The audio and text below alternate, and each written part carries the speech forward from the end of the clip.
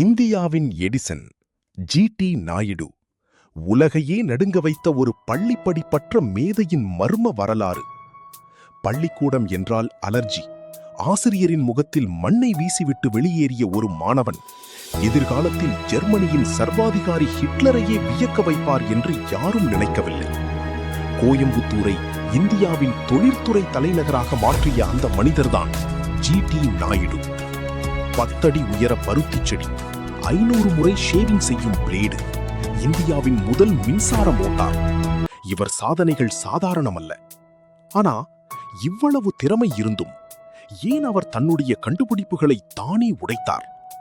ஏன் உலக நிறுவனங்கள் அவரை பார்த்து பயந்தன? 1893 கோயம்புத்தூர் அருகே ஒரு விவசாய குடும்பத்தில் பிறந்தார் கோபால்சாமி துரைசாமி நாயுடு. பள்ளிக்கூடம் அவருக்கு பிடிக்கவே இல்லை. ஒரு நாள் ஆசிரியர் மீது கோபத்தில் மண்ணை வீசி பள்ளியை விட்டு வெளியேறினார். பசி தீர ஹோட்டலில் சர்வராக வேலை பார்த்தார். ஒரு நாள் ஒரு பிரிட்டிஷ் அதிகாரி ஓட்டி வந்த மோட்டார் சைக்கிளை பார்த்ததும் அவர் வாழ்க்கையே மாறியது. குதிரை இல்லாமல் இது எப்படி ஓடுகிறது? அந்த ஒரு கேள்விதான் அவரை விஞ்ஞானியாக மாற்றியது. 3 ஆண்டுகள் உழைத்து 400 ரூபாய் சேமித்து அந்த பைக்கை வாங்கினார். ஆனா ஓட்டல, அவை முழுக்க கடற்றி மீண்டும் அமைத்தார்.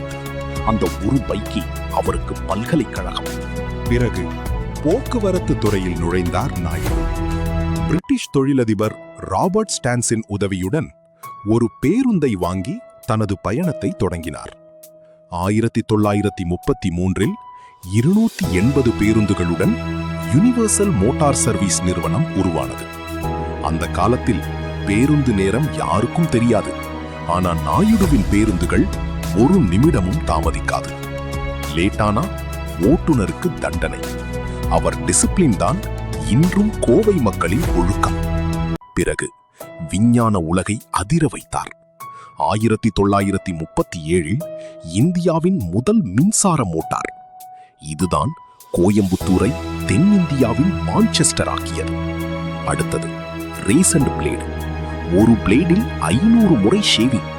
ஆனா வெளிநாட்டு நிறுவனங்கள் பயந்தன, மக்கள் மீண்டும் வாங்க மாட்டாங்க என்று. அடுத்து 70 ரூபாய் ரேடியோ பொதுமக்களுக்காக தயாரித்தார்.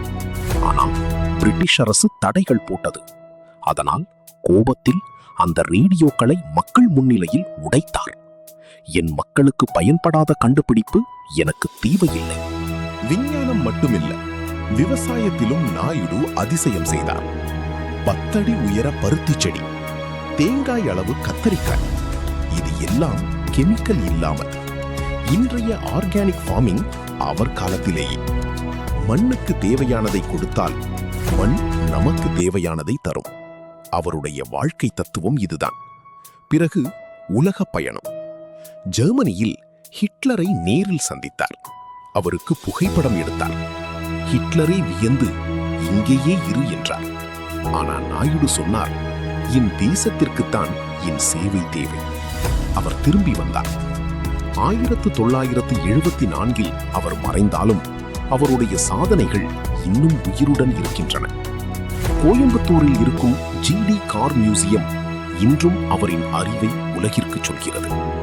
பட்டம் இல்லாமலே உழைப்பால் விஞ்ஞானி ஆகலாம் என்பதை நிரூபித்தவர் ஜி.டி. நாயுடு. வீடியோ பிடிச்சிருந்தா ஒரு லைக் போடுங்க. உங்க நண்பர்களுக்கும் ஷேர் பண்ணுங்க. இப்படிப்பட்ட ரியல் கதைகளுக்கு சப்ஸ்கிரைப் பண்ணுங்க.